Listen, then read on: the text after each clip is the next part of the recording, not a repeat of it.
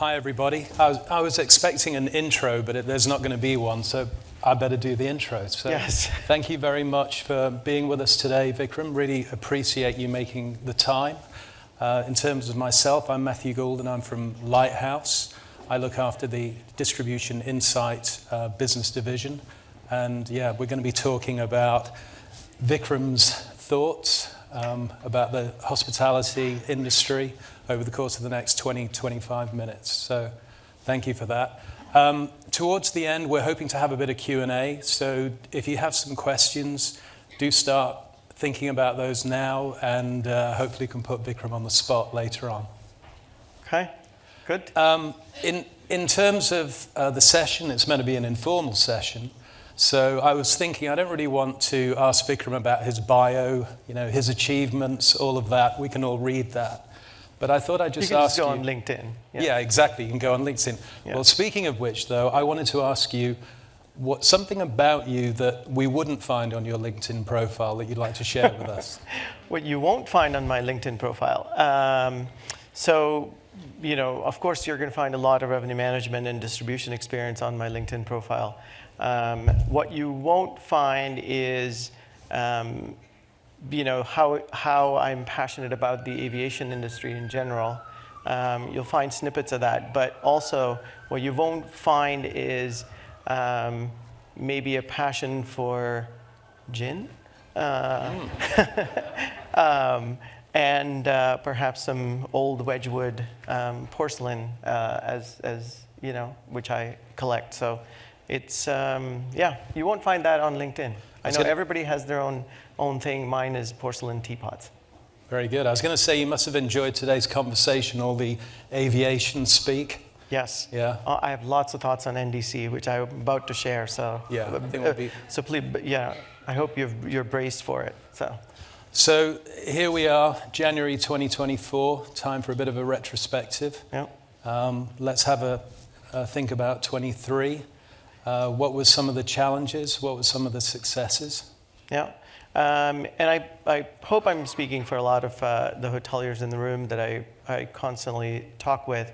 I think 21, 22, really uncertain years. 23 was finally when we really started to get a handle on some trends.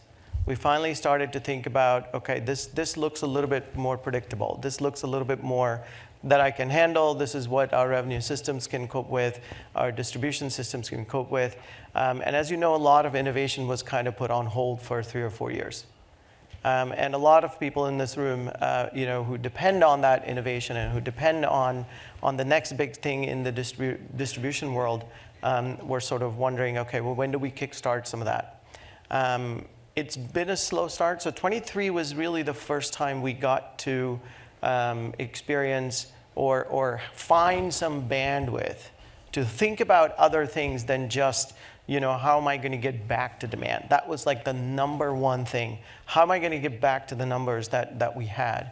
And we could spare some bandwidth to think about some other innovative things. So that was 2023 for sure for many of us. Okay, cool.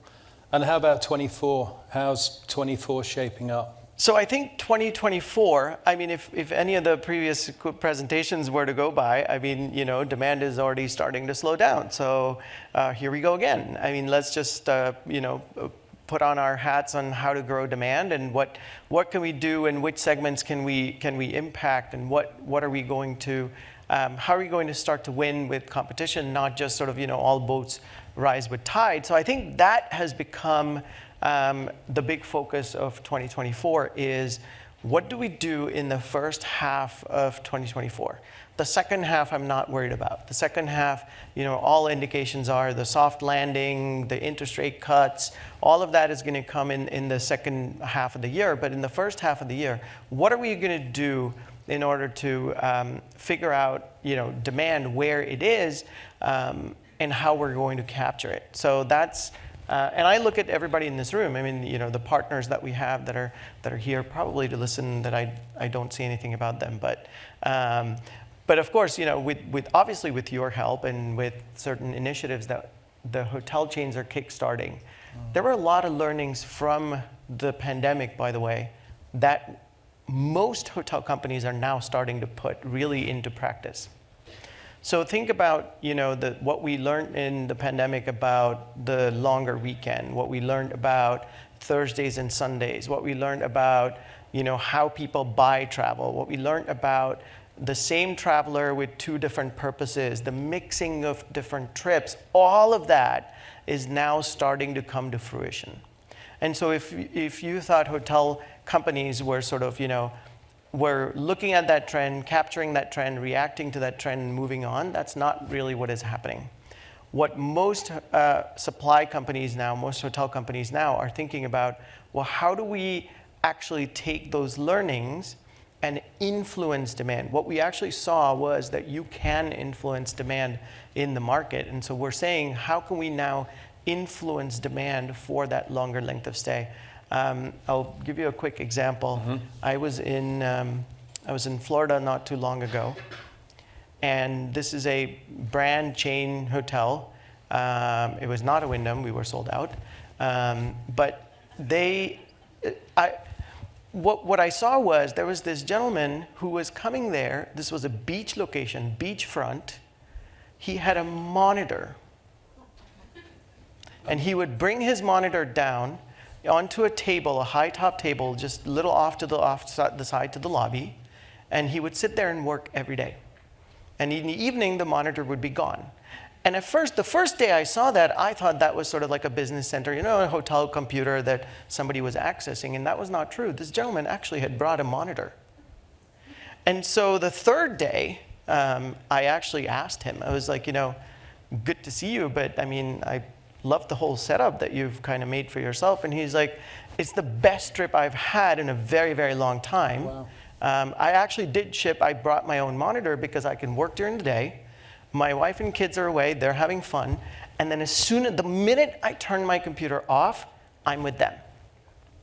And I can spend the rest of the evening with them. And he's like, this has been the best family vacation I've ever had.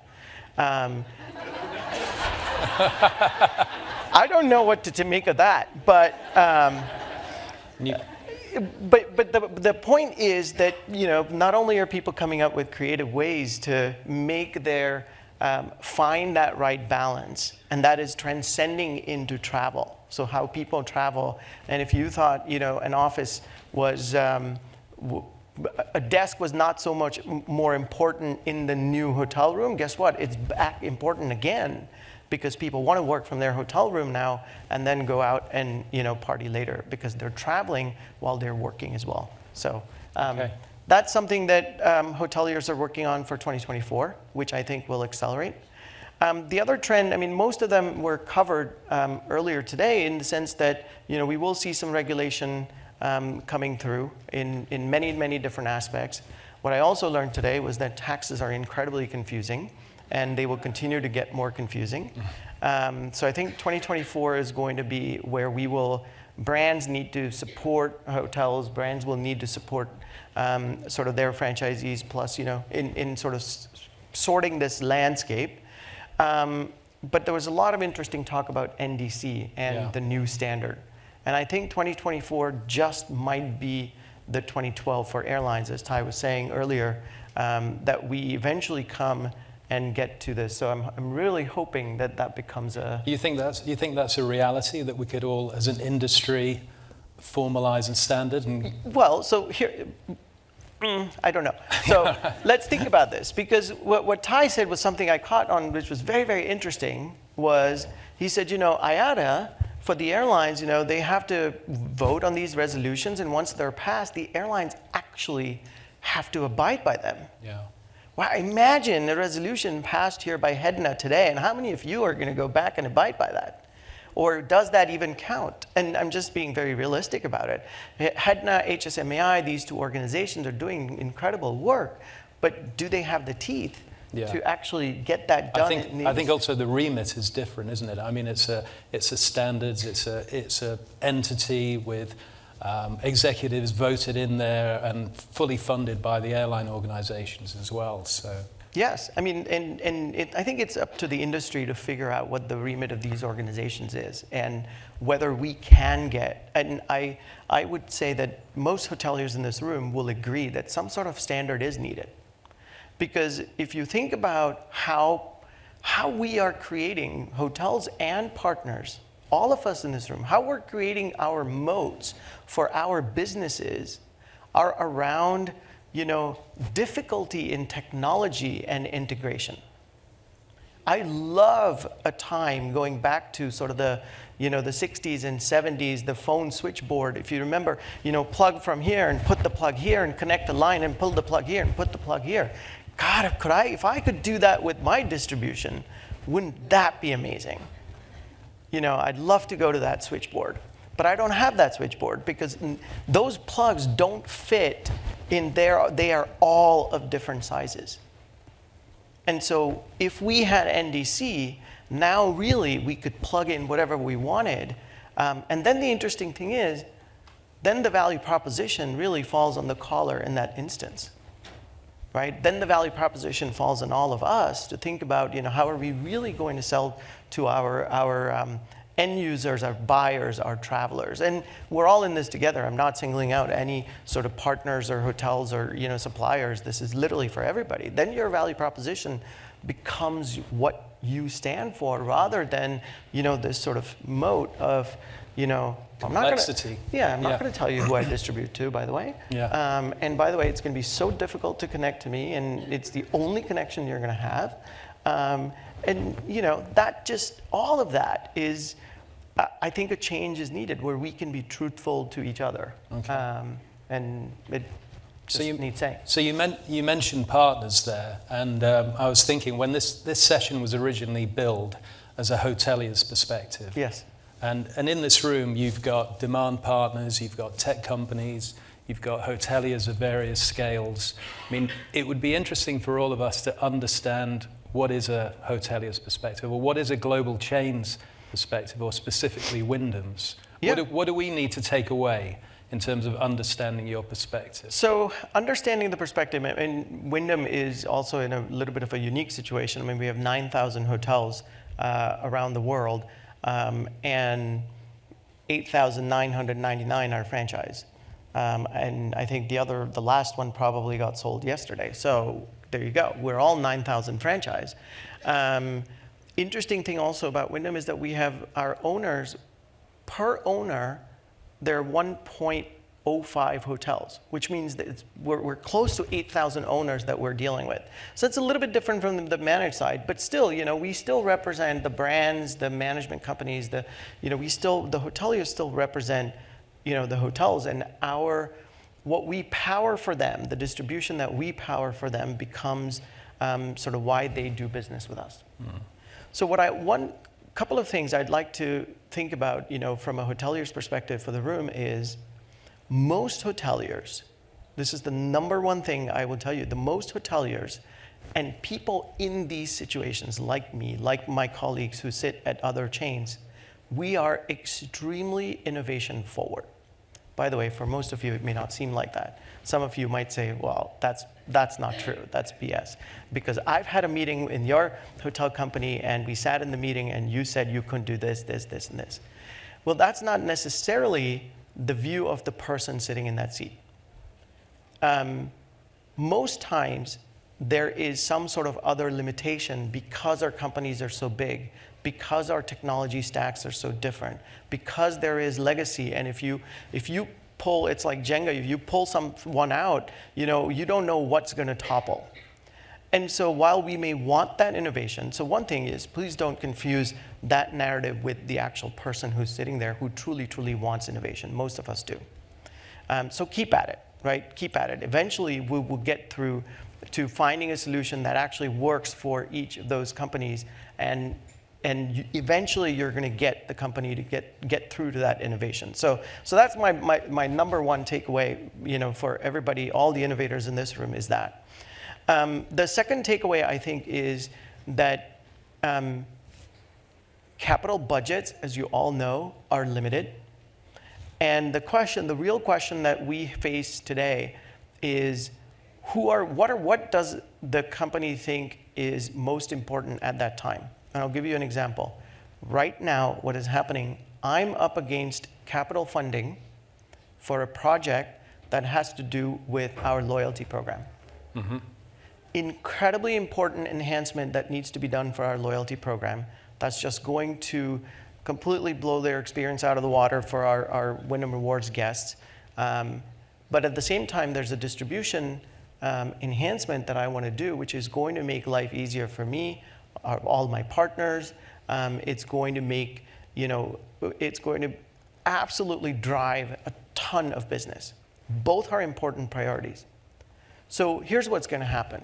One of them is going to get put on the roadmap now, and that's going to come to, get to a release in July or August. And so there's a chance that I might say, you know what, partner, you're going to have to wait. We will revisit this conversation in October, or we will revisit this in September. And by the way, I do really mean that. I'm not trying to say, let's put this aside. I'm not just trying to buy time or say no. But that's number two, is because of these competing priorities, timing is everything. If you brought a product that is in the life cycle of that hotel supplier's evolution at the right time when they're ready to spend and ready to invest, I think that becomes a really big selling point. But if you're going to say from now until the end of September, you're going to ask for a meeting every 2 weeks, I really don't. We can sit and discuss. I'd love to. These are interesting topics that I want to, but nothing's going to move, and you're going to get frustrated. And me too, frankly. So but remember that we want to develop this industry together, and so, and I hope that we all get put in a room, maybe in Geneva, to discuss, the new standards, and that's what we discuss and we bring together, and then we can solve a lot of these little things that we are all working on. So that's my hotel perspective. The third and last thing I'll quickly mention is just in general, working with each other. All our technology stacks are dependent on one another. We're using a guest management program that we need our upsell program to integrate with. We need our RMS to integrate with. We need, another party to integrate with. What's interesting is that because everybody wants to capture everything in their own ecosystem, and as you know, many companies are saying, guess what? Oh, marketing, we do that. Oh, distribution, we do that. Oh, GDSs and connect switches, we do that. And by the way, our PMS is going to be the CRS too. You don't need a CRS anymore. And the CRSs are like, well, we've got a PMS. What do you need them for? So I know everybody's trying to capture everybody in a single ecosystem. It's great for you, for many of the partners here. I wish I could say it was great for hotels too, but if we were building a hotel company from scratch, that's probably what I would do. But since we're not, and since we already have 4 other partners that we are already there for with long-term contracts and the switching costs being so high, it would really help us out if you kind of work together and integrate it. That you won't have all of our ecosystem, or we won't be participating in your entire ecosystem, but parts of it. I think that's another piece that, frequently we hear and we are asked to intermediate or mediate between the two, and that would also really. I'm hoping that this, resonates with some of my hotelier colleagues as I'm saying this, and what I've consistently told some of my partners as well. Great. Just to finish up on, because we've got 6 minutes. It'd be nice to have some Q&A. I'm sure there are going to be some questions. But what about the future of distribution? So what are we going to be doing in 5 years' time? Is it going to be recognizable? Is it going to be a brave new world? Well, let's just think back. How long did NDC take? And it's only 20% of the... Right? It's still 20% of the transactions. Okay, so, not 5. In 50 years' time, then. Well, no, but I mean, hopefully we can make that happen. I think those are some of the building blocks that we have to work on first before we think about where distribution goes. I think it will continue to be fragmented, and it will continue to be, because there is value proposition for every single player in the market. I truly believe that if there's a website that says, that only specifically caters to people in New Zealand looking to go to national parks in the United States, that is a value prop. And maybe there is one website that does it better than anybody else. And that is who you want to talk to, you want to connect to, and you want to capture that customer. And that's fine. And that's something that maybe the hotel brands cannot do by themselves. And that's where partners are going to step in. So I think this experience-led, we are going to see the future of that. What I will say, though, is if you saw sort of progressively what today's presentations have been, they have been about, and just a few minutes ago, Laura said, you saw 19 to 23, how profit margins are getting squeezed. Distribution cost is perceived as a very direct impact on profit margins, other than any other cost that is sort of operations related. So if you think about what it costs to clean a room, yes, they will complain about costs to clean a room because labor is going up, but that is inevitable. There is no alternative. What hotel folks or people in my seat are generally charged with is, yes, but how can you compensate that by changing costs and distribution? Right? Yeah. And so distribution is going to face a lot more pressure than some of the other operational components as profit margins get squeezed. So that, I think, is optimizing that and coming to a place where the margins and the cost of distribution for us, standardization is going to bring that cost down for everyone. That would be a huge start. So that's where I kind of see the future going. Yeah, no, we got 3.5 minutes. I would imagine, or I would hope, that we have some questions for Vikram. Would anyone have any questions they would like to ask him?